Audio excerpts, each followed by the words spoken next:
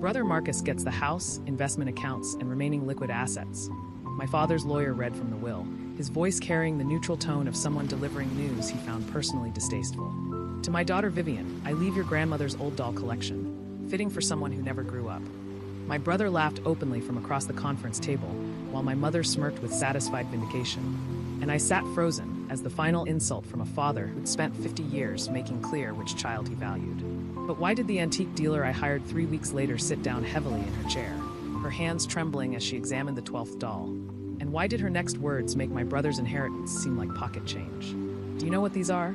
Her voice was barely above a whisper. Original French busts from the 1870s, 12 of them in near-perfect condition. Any collector would pay a fortune just for the dolls themselves. How much of a fortune? Conservatively, $200,000 to $300,000 for the set. She set down the doll she was holding and looked at me with an expression I couldn't read. But that's not what's valuable here. Ms. Patterson, I need to show you something. She carefully unscrewed the head of the nearest doll, revealing a hollow cavity in the torso. Inside, wrapped in aged silk, was a diamond the size of my thumbnail. Your grandmother smuggled these out of Europe in 1943. Every doll contains jewels, diamonds, emeralds, sapphires. Based on my preliminary examination, she paused, collecting herself. Your father gave away approximately $8 million. Possibly more, depending on provenance documentation. My grandmother, Rosa Steinberg, had fled Nazi-occupied France at age 17. I'd known the basic story. Everyone in the family did. A Jewish girl who'd escaped through Spain, eventually reaching America, building a new life from nothing.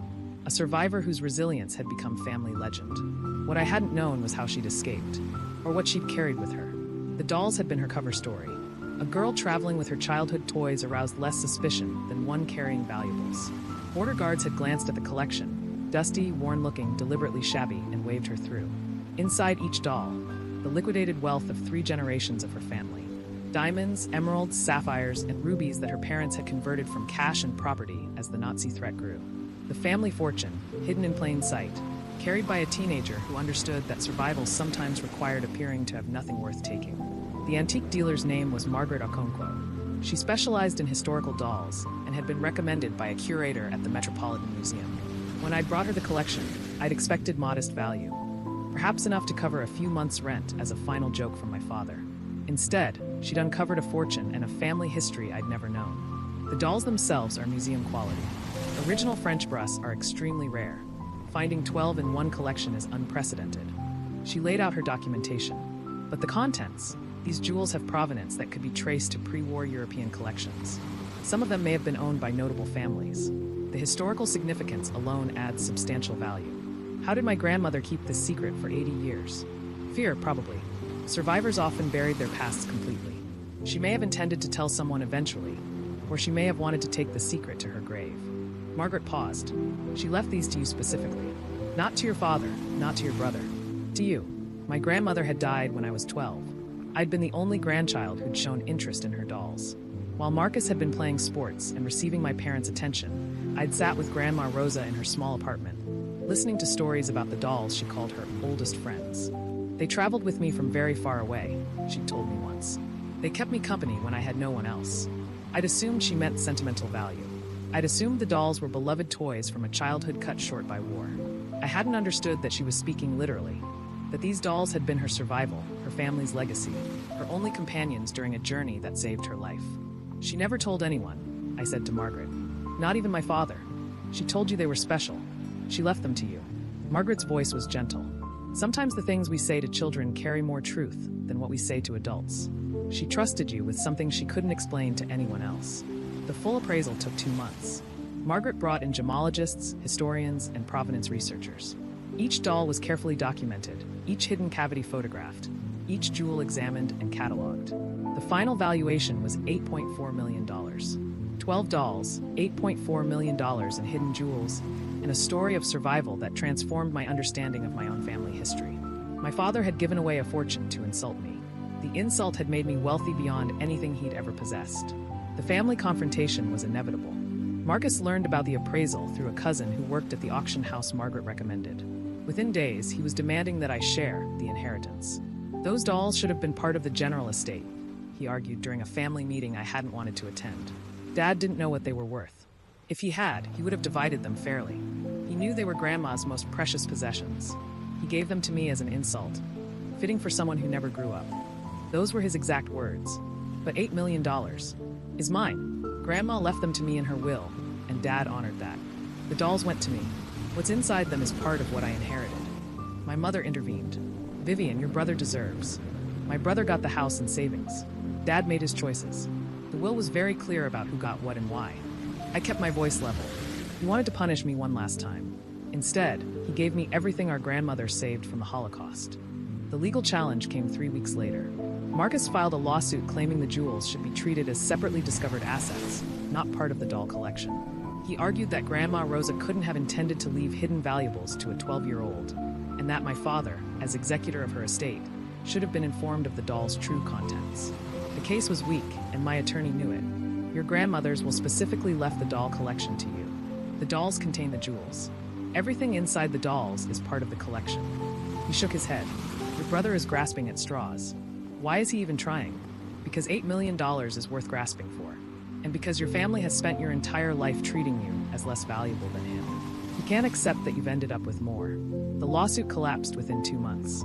The judge dismissed Marcus's claims as legally unfounded and factually meritless. The dolls were mine. The contents were mine. The fortune Grandma Rosa had hidden was mine. Marcus didn't speak to me after the ruling. Neither did my mother. I found I didn't mind.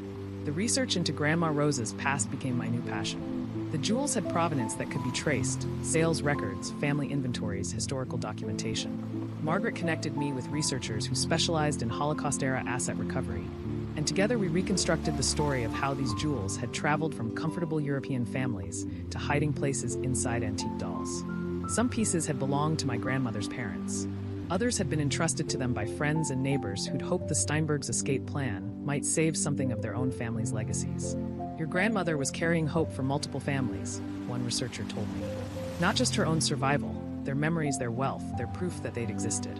I donated several pieces to Holocaust museums. A diamond brooch that had belonged to a family whose name appeared in camp records.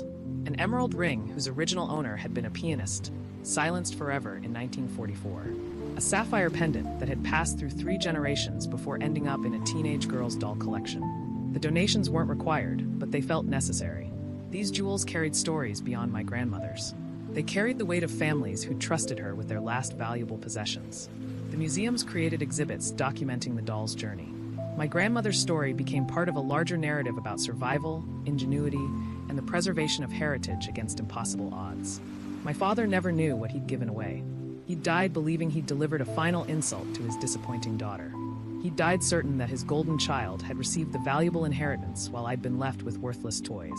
The irony wasn't satisfying. It was simply sad. He'd spent 50 years dismissing me, favoring Marcus, making clear which child he valued.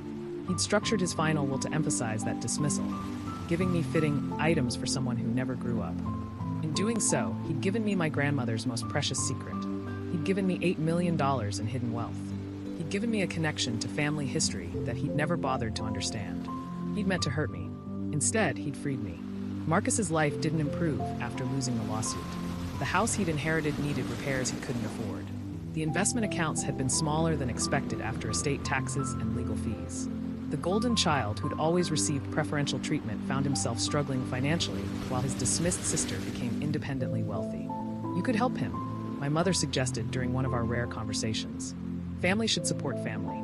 Family should treat each other fairly. Neither you nor Dad ever managed that. Why should I start now? Because you have more than you need. I have what Grandma Rosa left me. She left it to me specifically, not to Marcus, not to Dad, not to the family generally. She chose me because I was the one who valued what she valued. I'm not going to dishonor her choice by sharing it with people who dismissed her dolls as worthless. The remaining collection is displayed in my home now. 11 dolls sit in a custom case. The 12th was donated to a museum along with its contents. They're properly lit, climate-controlled, and documented. Visitors sometimes ask about them, and I tell an abbreviated version of the story. My grandmother smuggled them out of Nazi-occupied France. My father gave them to me as an insult. They turned out to be worth $8 million. The responses vary: astonishment, admiration, sometimes uncomfortable silence from those who sense the family dysfunction beneath the financial windfall. I don't mind any reaction. The dolls aren't about other people's opinions. They're about a 17-year-old girl who carried her family's hope across occupied Europe. They're about a grandmother who trusted her least favored grandchild with a secret she'd kept for 80 years. They're about a father who tried to wound his daughter and accidentally gave her everything. He called them fitting for someone who never grew up. He gave his golden child the house and savings while I got dusty dolls. He died believing he'd delivered one final insult to his disappointing daughter. He never knew those dolls contained $8 million in jewels my grandmother had smuggled out of Nazi-occupied France. He never knew he'd given away a fortune to hurt me. The brother who laughed at my inheritance lost a lawsuit trying to claim what was mine. The mother who smirked watched her favored son struggle while I became wealthy. Grandma Rosa knew who would value what she'd save. She trusted me with her secret, her survival, her family's last treasures. My father gave them away as an insult. I received them as an inheritance, not just of money, but of memory, resilience, and the truth about who in this family actually grew up.